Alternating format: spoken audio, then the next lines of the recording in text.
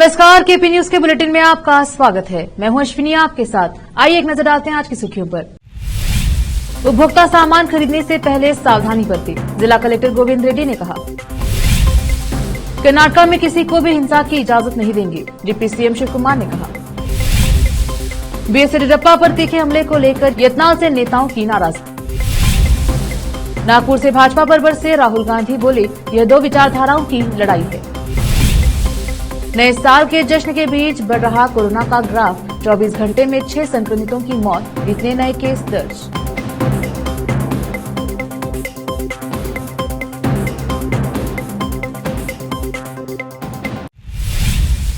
अब समाचार विस्तार से। जिला कलेक्टर गोविंद रेड्डी ने कहा कि उपभोक्ताओं को किसी भी वस्तु को खरीदने से पहले उसकी गुणवत्ता की जांच करनी चाहिए और तभी धोखा होने की संभावना कम होती है। गुरुवार को चन्नबसवा पट्टादेवरू जिला रंग मंदिर में उन्होंने राष्ट्रीय उपभोक्ता अधिकार दिवस 2023 कार्यक्रम का उद्घाटन करने के बाद यह बात कही।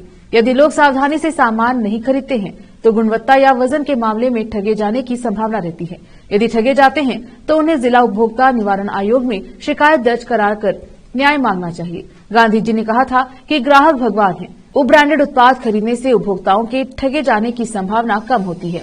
डिब्बाबंद खाद्य पदार्थ खरीदते समय यदि कोई मिलावट पाई जाती है तो खाद्य सुरक्षा अधिकारियों को सूचित करें। आजकल लोगों को तरह तरह से ठगा जा रहा है और कुछ लोग ऐसे भी हैं जो उन्हें यह कहकर ठगते हैं कि अगर वे 1 लाख रुपए देंगे तो 6 महीने में दोगुना हो जाएगा। उन्होंने कहा कि यह 6 महीने में दोगुना नहीं हो सकता, इसलिए ग्राहकों को सावधान रहना चाहिए। जिला पंचायत के मुख्य कार्यपालन अधिकारी डॉक्टर गिरीश दिलीप बडोले ने कहा, जागो ग्राहक जागो का विज्ञापन सभी ने सुना है। इसका खूब प्रचार हुआ था। 2019 में लागू उपभोक्ता अधिनियम को उपभोक्ताओं के लिए सुविधाजनक बनाने के लिए डिजाइन किया गया है, लेकिन जब उपभोक्ताओं को धोखा दिया जाता है तो उन्हें नहीं पता होता कि कहां जाए और शिकायत करें। हाल ही में साइबर घोटाले बढ़ रहे हैं और उपभोक्ताओं को सावधान रहना चाहिए। विशेष संवाददाता की रिपोर्ट। पूर्व मंत्री बंडेप्पा खाशेमपुर ने जनता से 30 दिसंबर को होने वाले जिला प्रथम दास साहित्य सम्मेलन में बड़ी संख्या में भाग लेने की अपील की है। बीदर शहर में दास साहित्य सम्मेलन के प्रचार के लिए पोस्टर जारी करने के बाद बोलते हुए उन्होंने कहा कि जिला कन्नड़ साहित्य परिषद पहली बार दास साहित्य सम्मेलन आयोजित कर रही है और साहित्य विरासत की दृष्टि से यह एक महान कार्य है। प्रेस संपादक मल्लप्पा अंडासारे ने कहा कि कन्नड़ साहित्य के इतिहास में विशेष योगदान देने वाले दास साहित्य अब आवश्यक है। उन्होंने कहा कि इसलिए यह सम्मेलन जिले में एक नई इतिहास दिखेगा। वरिष्ठ नेता पंडिताराव चिदरी, कसापा मानद सचिव टीएमसी माचे, एमएस मनोहर, पूर्व जीपीआई सदस्य बाबूराव मलकापुरे, गीता चिदरी, मल्लिकार्जुन बिरादर, संतोष ने बात की। इस अवसर पर लक्ष्मी मैत्री, लोकेश मिर्जापुर, संतोष बगदर, विजय कुमार बलाली, तुकाराम राजन्याले और अन्य उपस्थित रहे। विशेष संवाददाता की रिपोर्ट। कर्नाटक के उप मुख्यमंत्री डीके शिव कुमार ने गुरुवार को कहा कि सरकार कन्नड़ भाषा के लिए लड़ाई के नाम पर राज्य में किसी को भी कानून अपने हाथ में लेने की अनुमति नहीं देगी। वह बेंगलुरु में कर्नाटक रक्षण वेदी के नारायण गौड़ा गुट के कार्यकर्ताओं द्वारा उन दुकानों और व्यापारिक प्रतिष्ठानों को निशाना बनाकर बड़े पैमाने पर की गई तोड़फोड़ पर प्रतिक्रिया दे रहे थे, जिनमें कन्नड़ साइन बोर्ड, विज्ञापन और नेम प्लेट नहीं थे। शिवकुमार ने यहां संवाददाताओं से कहा, हम कन्नड़ समर्थक कार्यकर्ताओं के खिलाफ नहीं हैं, लेकिन उन्हें कानून अपने हाथ में नहीं लेना चाहिए। हम बेंगलुरु में संपत्तियों को हुए नुकसान को स्वीकार करने के लिए तैयार नहीं हैं। उन्होंने कहा, हमें कन्नड़ को बचाना है और हम उन लोगों का सम्मान करते हैं जो कन्नड़ को बचाने के लिए लड़ते हैं, लेकिन इसका मतलब यह नहीं होना चाहिए कि सरकार बर्बरता पर अपनी आंखें बंद कर लेगी। डिप्टी सीएम ने कहा कि सरकार के निर्देश स्पष्ट हैं कि साइन बोर्ड, विज्ञापन और नेम प्लेट में 60% कन्नड़ होनी चाहिए और इसे लागू करने का एक तरीका है, जैसे कि इस मानदंड का उल्लंघन करने वालों को नोटिस जारी करना। उन्होंने कहा, प्रदर्शनकारी विरोध प्रदर्शन कर सकते हैं और नारे लगा सकते हैं, लेकिन संपत्ति को नुकसान पहुंचाना स्वीकार्य नहीं है। शिवकुमार ने संवाददाताओं से कहा, हम कन्नड़ को बचाने के लिए प्रतिबद्ध है। यहां तक कि मुख्यमंत्री ने भी हमें सभी संचार और हमारे आधिकारिक कामकाज कन्नड़ में करने का निर्देश दिया है। उन्होंने कहा था कि सरकार कन्नड़ को बचाने के लिए प्रतिबद्ध है। भाजपा विधायक और पूर्व केंद्रीय मंत्री बसवनगौड़ पाटिल यत्नाल के पार्टी के दिग्गज नेता बीएस येदियुरप्पा के खिलाफ भ्रष्टाचार के आरोपों से पार्टी के भीतर बड़ी शर्मिंदगी हुई है और 2024 के लोकसभा चुनाव से पहले इसकी छवि खराब होने का खतरा है। इसके बाद पार्टी नेता उनके खिलाफ कड़ी कार्यवाही की मांग कर रहे हैं। सूत्रों ने कहा कि नवनियुक्त पदाधिकारियों की बैठक के दौरान पूर्व मुख्यमंत्री के खिलाफ यत्नाल के तीखे हमले और भाजपा सरकार में भ्रष्टाचार के आरोपों पर चर्चा हुई। बताया जाता है कि कई नेताओं ने यत्नाल के आचरण पर नाराजगी व्यक्त की थी और उन पर कांग्रेस एजेंट की तरह काम करने का आरोप लगाया था। उन्होंने राज्य नेतृत्व से इस मामले को केंद्रीय नेताओं के समक्ष उठाने और यत्नाल को पार्टी से निष्कासित करने का आग्रह किया, क्योंकि उनके खिलाफ कार्यवाही करने में विफलता से वे दोषी प्रतीत होंगे।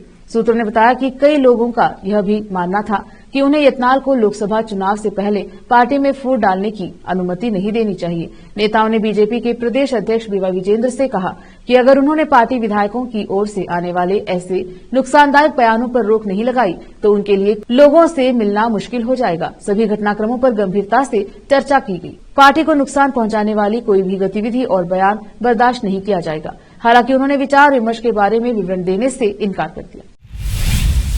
जोगी समुदाय से संबंधित एक परिवार का उसी समुदाय के कुछ नेताओं द्वारा सामाजिक बहिष्कार किया गया है, क्योंकि जाति के एक व्यक्ति ने शिवमोगा तालुका के कुमसी होबली के होरबैलू गांव में एक दलित लड़की से शादी की थी। शादी से नाराज समुदाय के नेताओं ने अपने समुदाय के लोगों से उस व्यक्ति के परिवार से बात न करने को कहा और फैसले की अवहेलना करने पर 1000 रुपए का जुर्माना लगाने की चेतावनी दी। उन्होंने उन लोगों को 500 रुपए की टिप देने की भी पेशकश की है। उन्हें बात न मानने वाले लोगों के बारे में सूचित करेंगे। शख्स की पत्नी ने शिकायत दर्ज कराई है। इस बीच अधिकारियों की एक टीम ने गांव का दौरा किया और कुमसी पुलिस ने इस संबंध में मामला दर्ज किया है। होरबैलू गांव में लगभग 80 घर हैं, जिनमें से लगभग 60 घर जोगी समुदाय के हैं। प्रीति और दिनेश एक दूसरे से प्यार करते थे और उन्होंने 10 सितंबर को शादी कर ली थी और 27 सितंबर को अपनी शादी का पंजीकरण कराया। जोगी समुदाय के लगभग 36 घर एक घेरे में स्थित हैं और उनमें से कुछ दूल्हे के रिश्तेदार हैं। रुकते हैं छोटे से ब्रेक के लिए, जल्द लौटेंगे ब्रेक के बाद।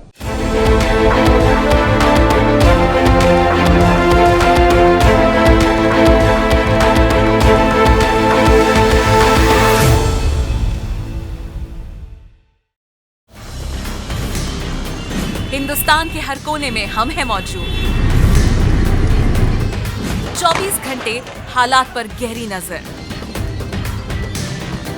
खबरों से जुड़े चुपते सवालात और आपको दिखाता है धार्मिक, सामाजिक, राजनीतिक, लोकल और इंटरनेशनल न्यूज की सबसे बेहतर कवरेज, जो आपको रखती है हर पल बाखबर।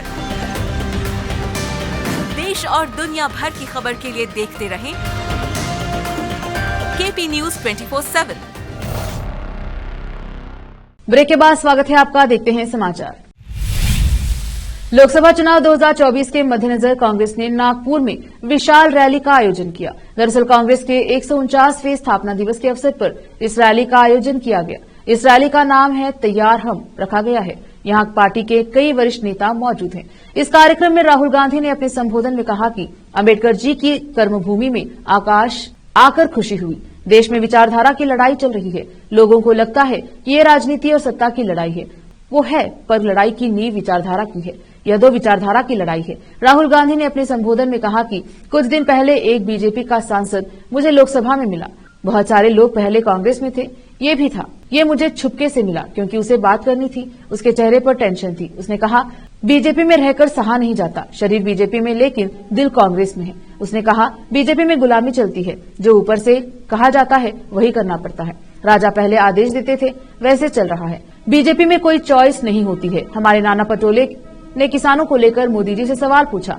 मोदी को सवाल अच्छा नहीं लगा। पटोले आउट हुए बीजेपी से। राहुल गांधी ने कहा कि कांग्रेस पार्टी में आवाज नीचे स्तर से आती है। हमारा कोई छोटा कार्यकर्ता किसी भी नेता को टोक सकता है। मुझसे भी सवाल पूछते हैं, फिर मैं उनको कारण बताता हूं। मैं उनकी सुनता हूं, भले सहमत ना हो। राहुल गांधी ने कहा कि लोग कहते हैं कांग्रेस ने क्या किया। पहले अंग्रेज थे, राजाओं को गन सलूट दिया जाता था।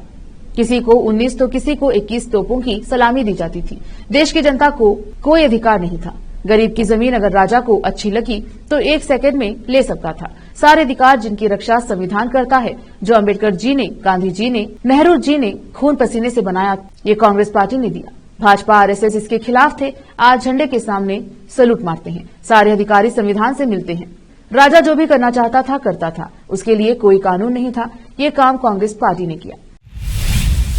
देश में कोरोना वायरस के मामले लगातार बढ़ रहे हैं। पिछले 24 घंटे में कोविड-19 के 702 नए मामले दर्ज किए गए हैं। इसके साथ ही देश भर में कोरोना के एक्टिव मरीजों की संख्या बढ़कर 4097 हो गई है। स्वास्थ्य मंत्रालय की ओर से ताजा आंकड़े जारी किए गए हैं। इसके अलावा पिछले 24 घंटों में कोरोना वायरस संक्रमण में 6 लोगों की मौत हुई है।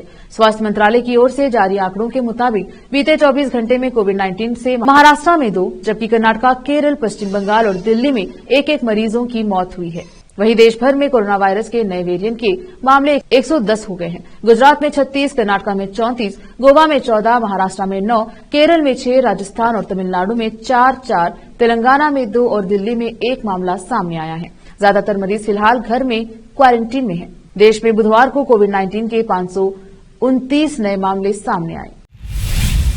एनसीपी के अध्यक्ष शरद पवार अमरावती में गुरुवार को प्रहार जनशक्ति पार्टी पीजेपी के प्रमुख ओम प्रकाश बाला साहेब कड़ू उर्फ बच्चू कड़ू के आवास पर चाय पर चर्चा के लिए पहुंचे। दोनों नेताओं के बीच बंद कमरे में बातचीत हुई।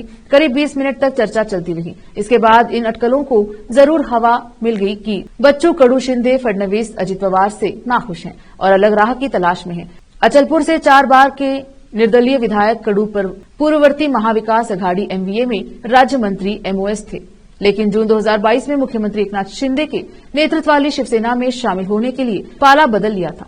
वर्तमान में सत्तारूढ़ महायुति शासन का समर्थन करने वाले निर्दलीय उम्मीदवारों के दबाव समूह के वास्तविक नेता हैं। पवार कड़ू की जोड़ी ने लगभग 20 मिनट तक बंद कमरे में अकेले बातचीत करती रही, जिसका एजेंडा अभी तक ज्ञात नहीं हो पाया है, जिससे राजनीतिक अटकलें तेज हो गई हैं, क्योंकि कड़ू ने शिवसेना, बीजेपी, एनसीपी के सत्तारूढ़ महायुति गठबंधन की आलोचना की है। अपनी ओर से कड़ू ने मीडिया कर्मियों से कहा कि कुछ सामाजिक राजनीतिक मामलों के अलावा उन्होंने ज्यादातर कृषि मुद्दों पर चर्चा की। उन्होंने पवार को सुझाव दिया कि सभी कृषि गतिविधियों को रोजगार गारंटी योजना के तहत लाया जाना चाहिए। इस सवाल पर कि क्या उन्होंने 2024 के चुनाव की पृष्ठभूमि में राजनीति पर चर्चा की, कड़ू ने इनकार कर दिया, लेकिन संकेत देते हुए कहा, भले ही हमने राजनीतिक मामलों के बारे में बात की हो, मैं इसका मीडिया के सामने खुलासा नहीं करूंगा।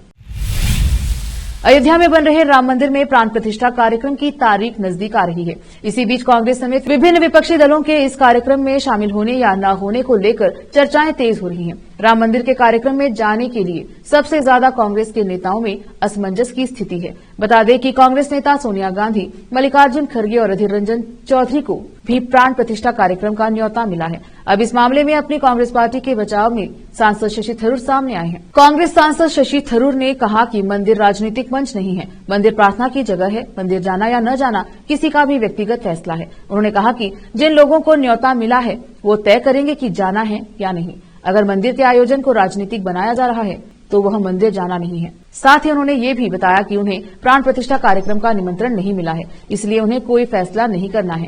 कांग्रेस सांसद शशि थरूर ने भी जानकारी दी है कि कांग्रेस के 3-4 वरिष्ठ नेताओं को राम मंदिर के कार्यक्रम का निमंत्रण मिला है। उन्होंने ये भी कहा कि कांग्रेस पार्टी की विचारधारा सीपीआईएम से अलग है। उन्होंने कहा कि न ही हम सीपीएमआई की तरह नास्तिक हैं और न ही हम बीजेपी के हिंदुत्व से सहमत हैं। थरूर ने कहा कि हम लोगों को मान्यताओं का सम्मान करते हैं। वक्त एक और छोटे से ब्रेक का, जल्द लौटेंगे ब्रेक के बाद।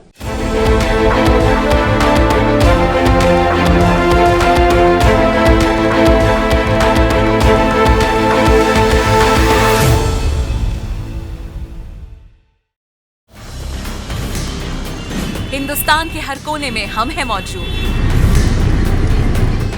24 घंटे हालात पर गहरी नजर, खबरों से जुड़े चुपते सवालात और आपको दिखाता है धार्मिक, सामाजिक, राजनीतिक, लोकल और इंटरनेशनल न्यूज की सबसे बेहतर कवरेज, जो आपको रखती है हर पल बाखबर। देश और दुनिया भर की खबर के लिए देखते रहें केपी न्यूज 24/7। ब्रेक के बाद स्वागत है आपका। देखते हैं समाचार। महाराष्ट्र में शिवसेना, उद्धव बालासाहेब ठाकरे और कांग्रेस के बीच सब कुछ ठीक नहीं लग रहा है। कांग्रेस नेता संजय निरुपम ने शिवसेना को हिदायत दी है कि पार्टी के नेता मीडिया में बयानबाजी की बजाय सीटों के बंटवारे पर मिलकर चर्चा करें। उन्होंने कहा कि शिवसेना और राष्ट्रवादी कांग्रेस पार्टी में टूट के बाद दोनों दल पहले से कमजोर हो गए हैं और किसी को नहीं पता कि उनके साथ अब कितने वोटर बचे हैं। निरुपम ने कहा कि राज्य में कांग्रेस की ताकत साफ नजर आ रही है। बता दें कि कांग्रेस ने 149वें स्थापना दिवस के मौके पर नागपुर में एक बड़ी रैली हो रही है, जिसमें पार्टी के लगभग सभी प्रमुख नेता हिस्सा ले रहे हैं। इस बारे में बात करते हुए निरुपम ने कहा, कांग्रेस की आज सभा हो रही है और हम तैयार हैं। संजय रावत और शिवसेना यूबीटी ने सामना के जरिए अपने सहयोगी बीजेपी के खिलाफ लिख लिखकर गठबंधन तोड़ दिया। आज वे यही काम कांग्रेस के साथ कर रहे हैं। कांग्रेस को अहंकारी और न जाने क्या क्या बोल रहे हैं। सर्दी बढ़ते ही कोहरे ने भी अपना रौद्र रूप दिखाना शुरू कर दिया है। तुर्की में घने कोहरे ने ऐसा कहर बरपाया कि जिसके बारे में सुनकर आपके रोंगटे खड़े हो जाएंगे। इस मौसम में तुर्की के अधिकांश इलाके सघन कोहरे के आगोश में हैं और वाहन चालकों को सड़क पर दृश्यता कम होने से भारी मुश्किलों का सामना करना पड़ रहा है। सड़क पर दृश्यता कम होने की वजह से एक के बाद एक करके धड़ाधड़ 7 वाहन आपस में टकरा गए। टक्कर इतनी जबरदस्त थी कि 10 लोगों की मौत हो गई। कई वाहनों के परकच्चे तक उड़ गए। दर्जनों लोग घायल हुए, जिनमें से कई की हालत गंभीर बनी है। घटना उत्तर पश्चिमी तुर्की में बृहस्पतिवार को हुई। यहाँ एक मोटरवे 7 वाहनों की एक के बाद एक हुई टक्कर में कम से कम 10 लोगों की मौत हो गई और 57 अन्य लोग घायल हुए। उत्तरी मरमारा राजमार्ग पर घने कोहरे और कम दृश्यता के कारण हुई। उन्होंने बताया कि दुर्घटना की जांच शुरू कर दी गई है। रूस यूक्रेन युद्ध और इजरायल हमास की जंग का खामियाजा पूरी दुनिया किसी न किसी रूप में भुगत रही है, मगर उत्तर कोरिया के तानाशाह ने एक और युद्ध की तैयारी तेज कर दी है। किम जोंग उन ने अपनी सेना को युद्ध की तैयारियों में तेजी लाने के निर्देश दे दिए हैं, मगर ये तानाशाह आखिर किससे युद्ध लड़ना चाहता है? किम जोंग की तैयारी हल्की नहीं है, बल्कि वह परमाणु युद्ध लड़ने के लिए आमदा है। वह अपने दुश्मन का संपूर्ण विनाश चाहता है, इसलिए उसे परमाणु युद्ध से कोई गुरेज नहीं है। वह अक्सर अपने दुश्मनों पर परमाणु हमले की धमकियां भी देता रहता है।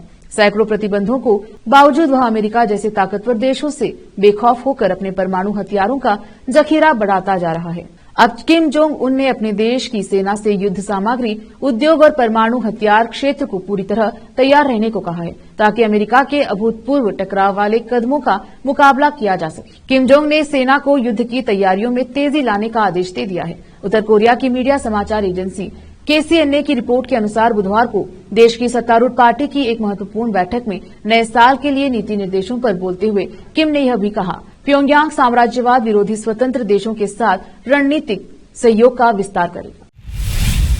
फिर से एक नजर आज की सुर्खियों पर। उपभोक्ता सामान खरीदने से पहले सावधानी बरतें, जिला कलेक्टर गोविंद रेड्डी ने कहा।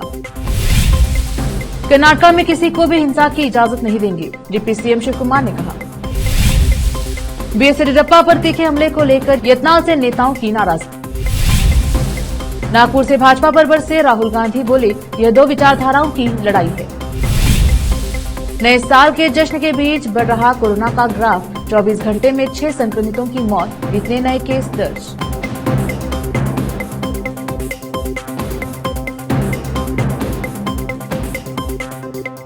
केपी न्यूज के बुलेटिन में आज इतना ही। देखते रहिए केपी न्यूज 24/7। धन्यवाद।